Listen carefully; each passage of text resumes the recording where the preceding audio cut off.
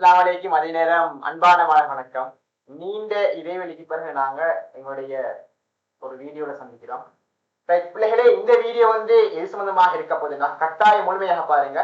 இந்த வீடியோ உங்களுக்கான ஏ-லெவல் உயர்தர பரீட்சையில, அதாவது உயிரியல் பாடத்தை, அதாவது பயாலஜி பாடத்தை எடுக்கிற அனைத்து மாணவர்களுக்காகவும் எஸ்ஐ பேட்டர்ன் எவ்வாறு நீங்க பிராக்டிஸ் பண்ணணும். இந்த பேட்டர்ன்ல 3 வே இருக்கு.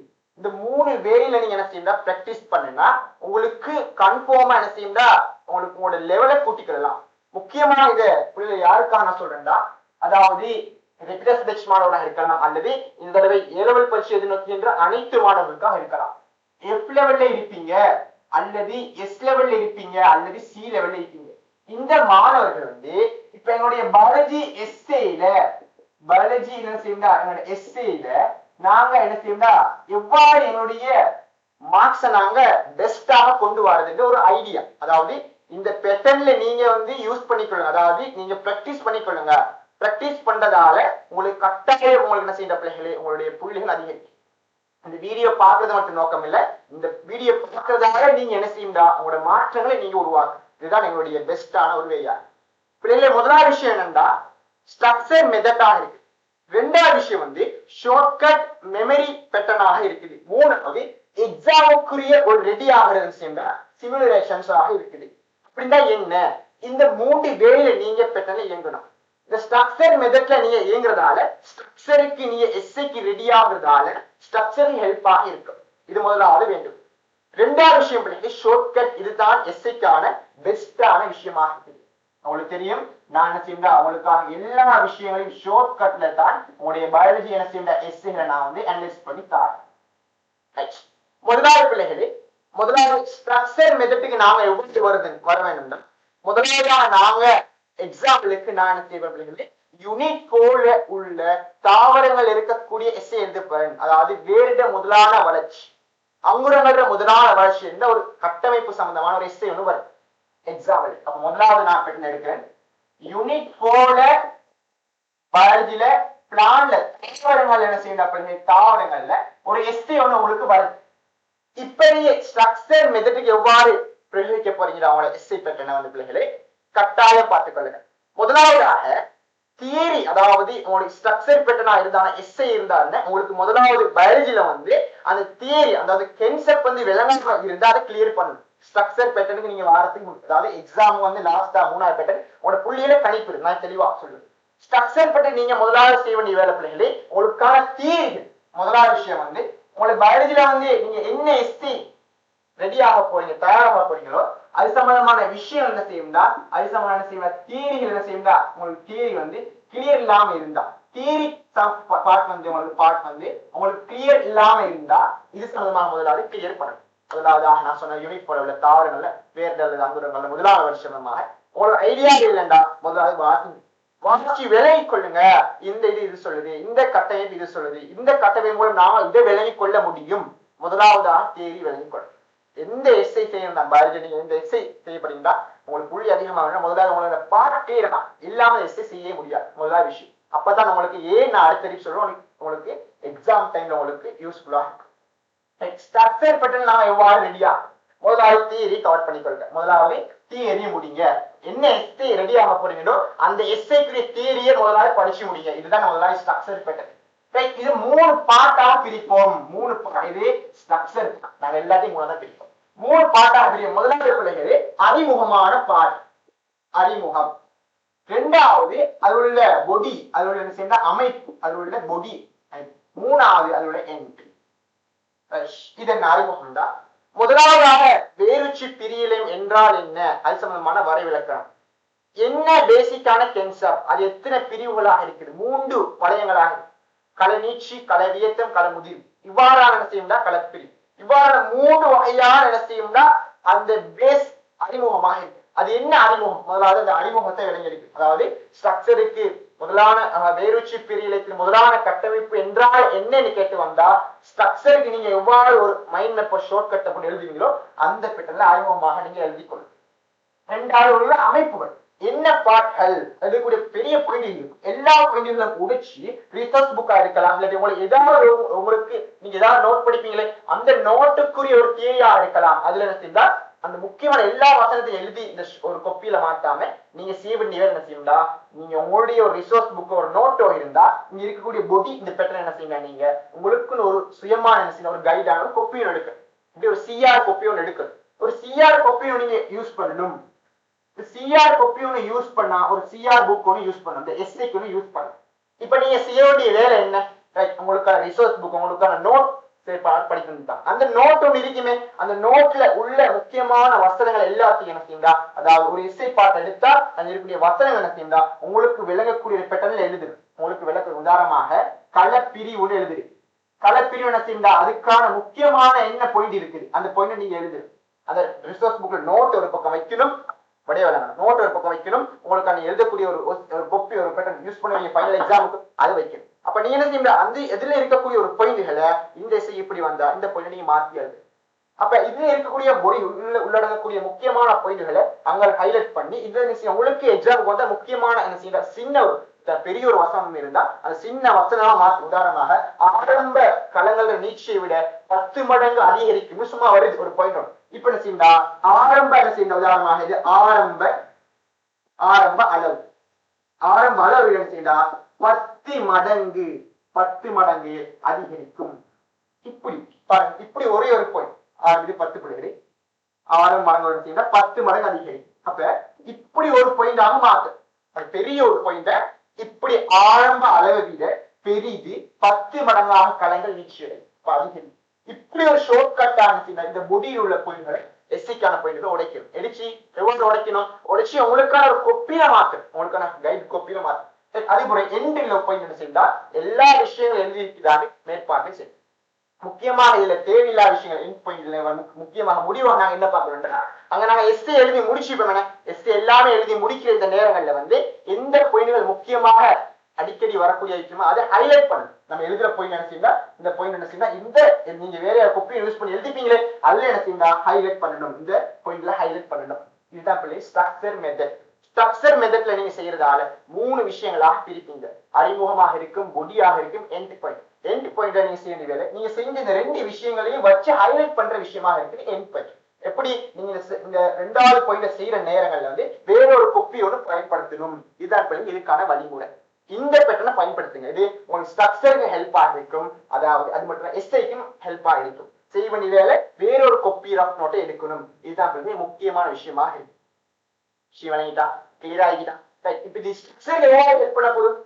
இப்ப உதாரணமாக நான் சொன்ன வேர்வச்சு பெய்து முதலாவது கட்டம் என்றால் என்னன்னு கேட்டு வந்துட்டு இப்ப அதே ஸ்ட்ரக்சருக்கு வந்தா நீங்க ஒரு இவ்வாறு என்ன செய்ய, ஒரு ஷோர்ட்டா எழுதிப்பீங்க. என்ன செய்ய, ஸ்ட்ரக்சருக்கு வந்தா இப்படி ஷோர்ட்டா எழுதிப்பீங்க. இந்த ஷோர்ட்டை நீங்க மெமரியில பயன்படுத்தி அதை எழுதுவீங்க. அதான் இது என்ன செய்ய ஸ்ட்ரக்சர் மெத்தடாக இருக்குது. எங்களுக்கு எப்படி எஸ்ஐக்கான பேட்டர்ன் வழியாக இருக்கு. இப்ப முதலாவது ஸ்ட்ரக்சர் மெத்தட் பயன்படுத்துங்க, தியரியை கம்ப்ளீட் படுத்தணும். 2வது அதன் இந்த தியரியை கம்ப்ளீட் படுத்தின அந்த எஸ்ஏ முதலாவது வாசி முடிக்கணும், வேலையை முடிக்கணும். அந்த எஸ்ஏ பார்த்துட்டு என்ன செய்யணும், ஒரு கொப்பி ஒன்று பயன்படுத்தி நான் சொல்லக்கூடிய இந்த 3 விஷயங்களை பயன்படுத்தி அந்த எஸ்ஏல 3ஆ உடைக்கணும். 3ஆ உடைச்சு இந்த 3 எஸ்ஏ எழுதணும். எப்படி வேறொரு கொப்பி நோட்ல எழுதணும். இப்படி எழுதுற நேரங்கள்ல தான் இந்த ஷார்ட்கட் மெமரி மெத்தட் பயன்படுத்தும். அது என்ன பேர் சொல்றா, ஷார்ட்கட் மெமரி மெத்தட். நான் சொல்லித்தான், கொஞ்சம் வெயிட் பண்ணுங்க. ஷார்ட்கட் மெமரி மெத்தட்னா உதாரணமாக நீங்க பாருங்க, மகள் பாரு இந்த விஷயம் தான் ஷார்ட்கட் மெமரிஸை பயன்படுத்திருந்தா. உதாரணமாக நான் அதே இது எனக்கு யூனிட் 4 இருக்கு. உதாரணமாக நான் உங்களுக்கு வீடியோ நிறைய போட்டிக்கிறேன். யூனிட் 4ல தாவர என்ன செய்யும்னா எங்களோட வளர்ச்சி என்ன செய்யும்னா தாவர வளர்ச்சி பதார்த்தம் சம்பந்தமான பெரிய ஒரு பாயிண்ட், பெரிய ஒரு எக்ஸாம்பிள் நான் சொல்றேன். பெரிய ஒரு பாயிண்ட் ஒண்ணு இதை பார்க்க இதே எடுத்தீங்களா எங்களுக்கான ஷார்ட்கட்டாக மாத்துது. எப்படி ஷார்ட்கட்டாக மாத்துது, இது மட்டும் இல்ல, யூனிட் 4ல இருந்தா யூனிட் 7 உங்களுக்கான ஷார்ட்கட்டாக மாத்துது. இப்ப உதாரணம் இந்த ஷார்ட்கட்டுக்கு உதாரணமா தாவர வளர்ச்சி போல ஜிபெரிலின் உதாரணமாக ஜிபெரில் என்ன செய்யணும், ஒரு மகரந்த குழாய் சம்பந்தமான விடயங்கள் வாய்த்தீரியாச்சா. இது ஷார்ட்கட்டாக என்ன செய்யணும், ஒரு பிக்சர் டிஸ்கிரிப்ஷன் ஒரு போட்டோ ஒன்னா போடுறோம், ஒரு போட்டோ ஒரு டிஸ்கிரிப்ஷன் ஒன்று போடுறோம். போட்டு மகரந்த மணிகள் முளைக்க போகுது. அப்ப இந்த இடத்துல மகரந்த மணி முளைத்தா மகரந்த மணிகள் முளைத்தலை ஊக்குவித்தல் ஜிபெரில். இப்ப இப்படி என்ன செய்யும்டா அந்த எஸ்ஐக்கான விஷயங்கள் எழுதுற நேரங்கள்ல ஒரு படத்தை போடணும். இந்த ஷார்ட்கட் மெத்தட்ல மெமரி பேட்டர்னாக இருக்குண்டா மெமரிக்கு முக்கியமாக சில விடயங்களாக எங்களுடைய படம் படம் கீறணும். உதாரணமாக படம் கீரை கட்டமைப்பு கேசம் அந்த கட்டமைப்பு கீரியே என்ன செய்யும்னா அந்த பொருள் எல்லாத்தையும் குறிக்குது. முதலாவது பாயிண்ட் இது வரும், ரெண்டாவது பாயிண்ட் இது வரும், மூணாவது பாயிண்ட் இது வரும், நாலாவது பாயிண்ட் இது வரும். அந்த பாயிண்டர்ல ஒவ்வொரு பாயிண்டர்களும் எண்ணிக்கை அடுக்கடுக்காக குறிக்கிறது. இப்ப இந்த ஒரு படங்களை வச்சு என்ன செய்யும்னா ஒரு ஷார்ட் கட்டாக மாத்தணும். இது வந்து யூனிட் 4 சம்பந்தமாக கழிக்கலாம். அப்ப இதுக்கு மட்டும் இல்ல, சில விஷயங்களை நான் படம் கீராம செய்யலும் சார். அப்ப படம் கீறதுக்கு மட்டும் இவ்வாறு செய்யணும்னு சொல்றீங்க, படம் கீராம இவ்வாறு செய்யறது கேட்கலாம். அதுக்கான ஒரு வழி ஒண்ணு இருக்குது. இப்ப அதுக்கு எப்படின்னா உதாரணமாக யூனிட் 5 எடுப்பமே. யூனிட் 5 என்ன செய்யும்னா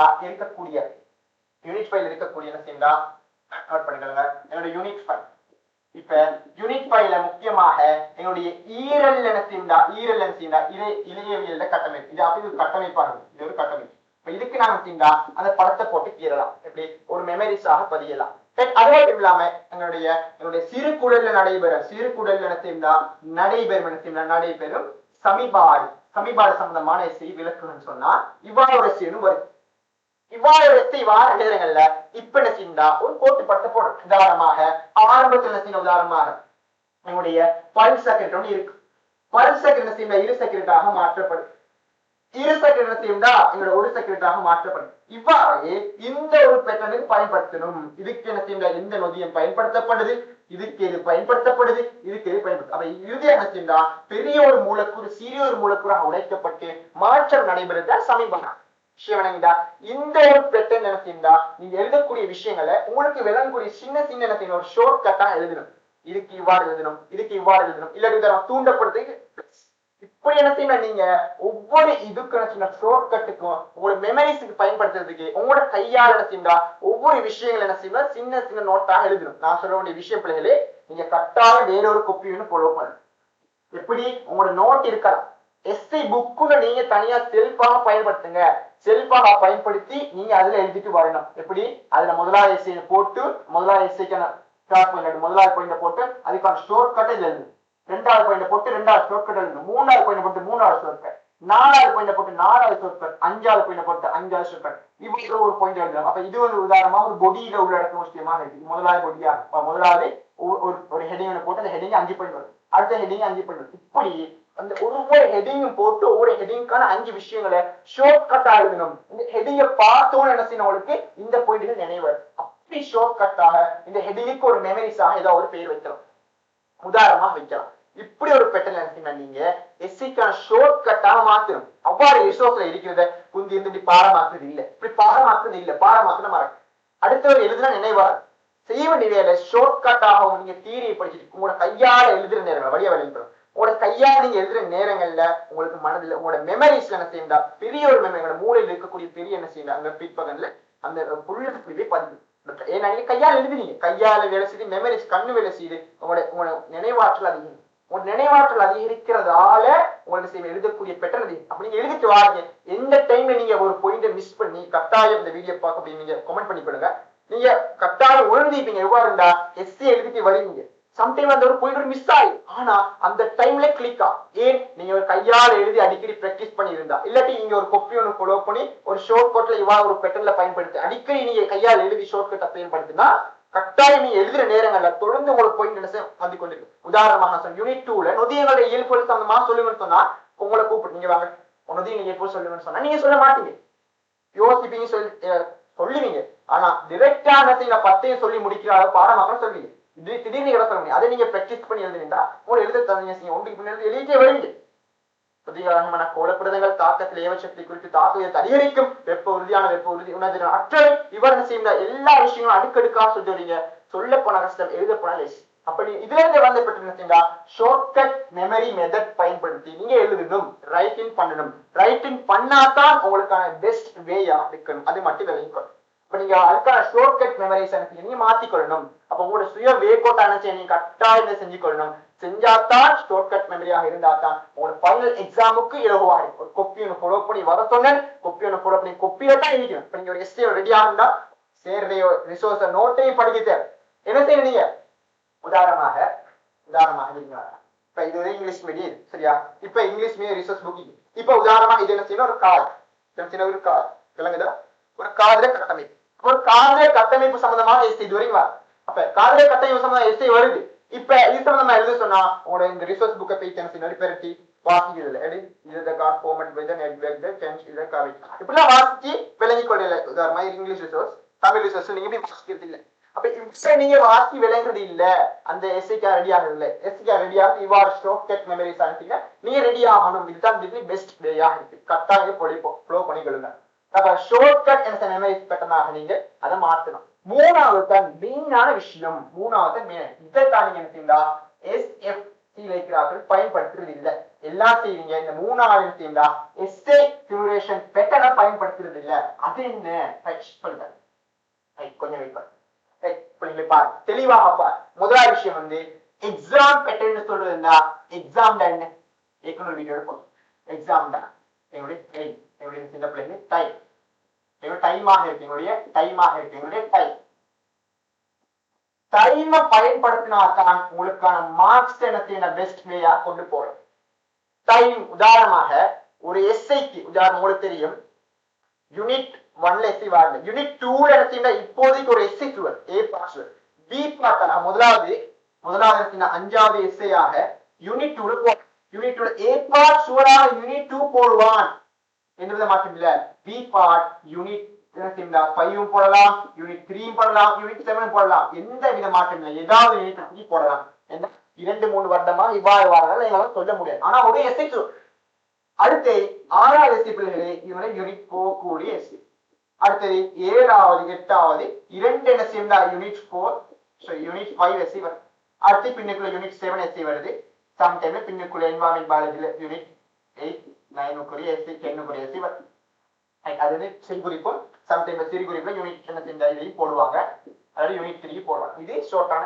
மெமரிஸான விஷயம் இப்ப நான் சொல்ற விஷயம் தான் இந்த எஸ்ஐக்கு ஒரு டைம் ஒன்றுக்குமே உதாரணமாக ஒரு எஸ்ஐக்கு 30 நிமிடங்கள் இப்ப நீங்க இந்த பேட்டர்னை பயன்படுத்தி என்ன செஞ்சீங்க நோட்டை சமரி உருவாக்கிட்டீங்க உதாரணம் முதல் ஆரம்பம் சொன்ன மாதிரி ஒரு தாவரங்கள்ல வேறு வச்சுப்பீங்க முதலாவது வளர்ச்சி கட்டணம் எஸ்ஐ இப்ப டைமை குறிங்க பரீட்சை முடிச்சிட்டீங்க மார்னிங் என்ன செஞ்சீங்க ரெடியாகி ப்ரிப்பேர் பண்ணி வச்சுக்கீங்க இப்ப என்ன செய்யுங்க வேறொரு ரஃப் நோட் எடுங்க வேறொரு ஃபுல் ஸ்கெப் தான் A4 எடுங்க A4 எடுத்து என்ன செய்யுங்க அந்த A4 எடுக்குது முதலாவது டைம் எடுத்து 30 நிமிடம் ஒரு எஸ்ஐக்கு 30 நிமிஷம் வைக்கணும் இதுல -5 நிமிடம் -5 நிமிஷம் என்னதுக்கு நான் லாஸ்டா சொல்லுவேன் இப்ப 25 நிமிஷம் தான் ஒரு எஸ்ஐக்கான இதாக இருக்கு இப்ப நீங்க என்ன செய்யற விஷயம்னா உதாரணமாக உங்களுக்கு ஒரு எஸ்ஐ எழுத்துந்தா வேறு கட்டமைப்பு வந்தா ஒரு பேட்டர்ன் கட்டமைப்பு கீறித்தான் அடுத்து எக்ஸ்பிளைன் பண்ண அப்பதான் இலகுவா கட்டமைப்பு பார்த்து எஸ்ஐக்கு எழுதலாம் அப்ப நீங்க இந்த பேட்டர்ன்ல என்ன எழுதி வச்சுட்டீங்க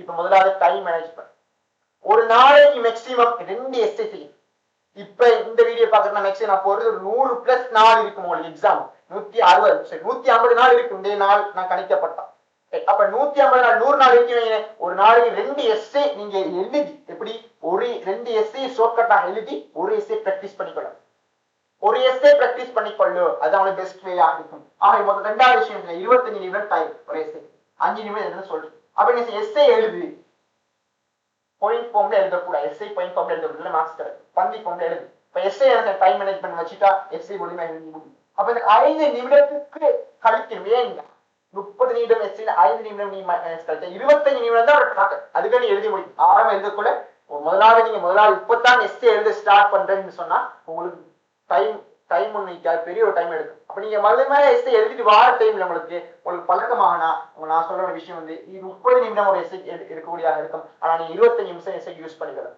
ஏன்னா 5 நிமிடம் சேவ் பண்றது கட்டாயம் சொல்லு இப்ப எஸ்ஐக்கான ஒரு பேட்டர்னை எழுதிக்கலாம் ஃபுல்லா எழுதுங்க இதான் A4 இந்த இடத்துல எஸ்ஐக்கு எழுதிட்டு வார எஸ்ஐ எழுதி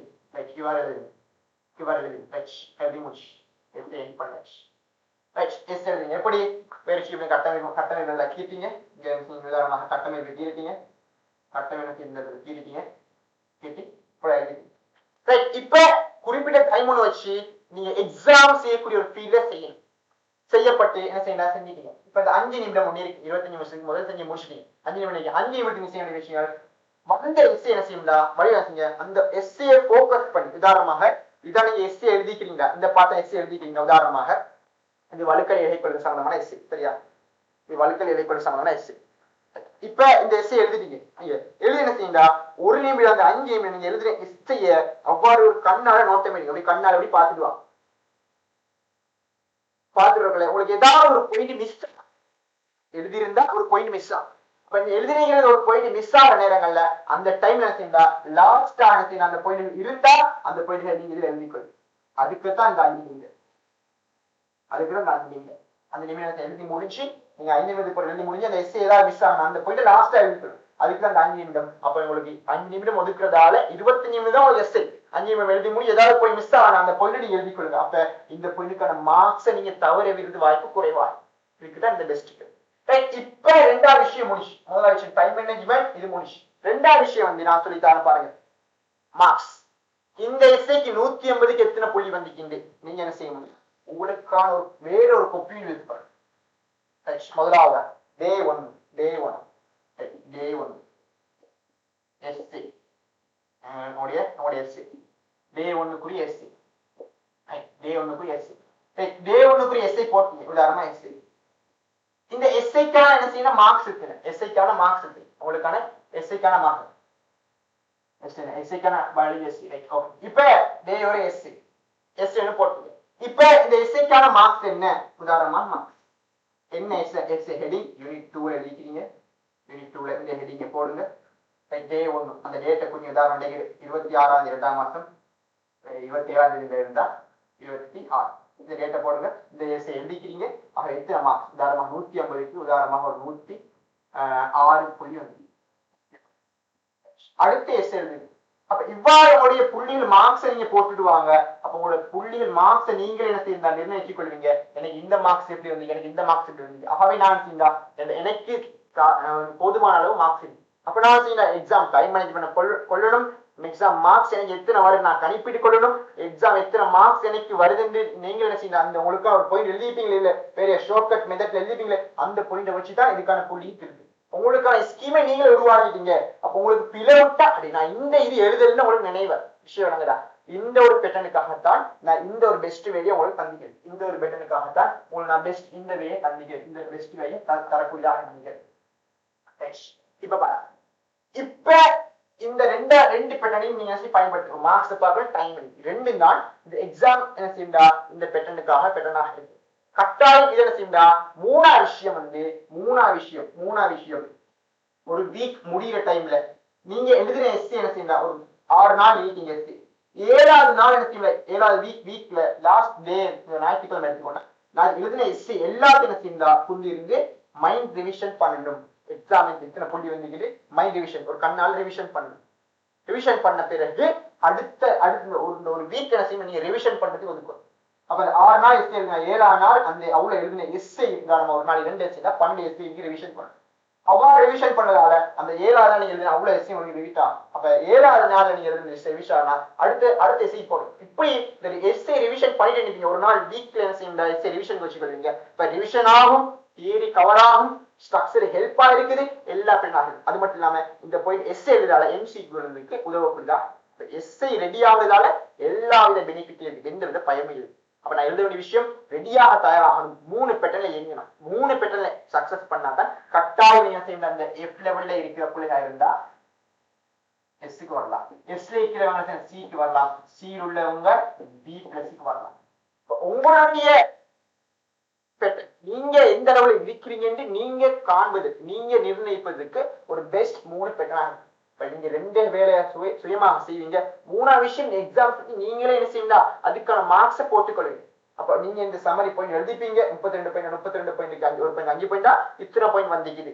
அப்ப இத்தனை பாயிண்ட் மிஸ் ஆகி நீங்க அந்த பாயிண்ட்ல நீங்க நோட் பண்ணிக்கொள்வீங்க. இந்த பெஸ்ட் வேலை எங்க கொள்ளுங்க, கட்டாயம் உங்களுக்கு பெஸ்டா இருக்கும். கட்டாயம் நான் சொல்ற விஷயங்களை கடைபிடிக்கும். நான் இந்த விஷயம் ஏன் சொல்றேன்னா, இந்த பேட்டர்ன் நான் யூஸ் பண்ணிக்கிறேன். இந்த பேட்டர்ன் முழுமையாக நான் யூஸ் பண்ண பேட்டர்ன் தான் யூஸ் பண்ணி நான் சக்சஸா செஞ்சுக்கிறேன். கட்டாயம் நான் சக்சஸா செய்ய போய் தான் இந்த விஷயங்களை உங்களுக்கு வைக்கிறேன். கட்டாயம் ஷார்ட் கட்டாக செஞ்சுக்கொள்ளுங்க. அது ஒரு மைண்ட் மேப்பாக போட்டுக்கொள்ளுங்க. அது கட்டாயம் உங்களுக்கு பெஸ்ட் வேயாக இருக்கும். உங்களுக்கு தெரியும், நான் எல்லா விஷயமும் உங்களுக்கு உடச்சு தந்துக்கிறேன். இது உங்களுக்கு பெஸ்ட் ஒரு வேயாக இருக்கும். படுகளே கட்டாயம் இந்த தடவை 7 மாணவர்கள், அது மட்டும் இல்லாம இந்த தடவை 7 பயிற்சி இந்த மாணவர்கள் இல்லை, எல்லா மாணவர்களும் சரி நீங்க இந்த பேட்டர்னை பயன்படுத்திக்கொள்ளுங்க. 3 வே பயன்படுத்தி கட்டாயம். முக்கியமான விஷயம் என்னடா, நீங்க உங்களுக்கு தியரிகள் முதலாவது ஸ்ட்ரக்சர் தியரிகள் இல்லாம தியரி கிளியர் பண்ணி தியரி ஒரு கிளியர் பண்ணாம நெஸ்டிங் பெயராது. அந்த எஸ்ஸை உங்களோட கையால முழுநடையா மாற்றிடுங்க. இதுதான் பிள்ளைகளை முழுமையாக அமையக்கூடிய இருக்குது. கட்டாயம் செஞ்சு கொள்ளுங்க. அடுத்த ஒரு வீடியோ அஸ்ஸலாமு அலைக்கும், வணக்கம்.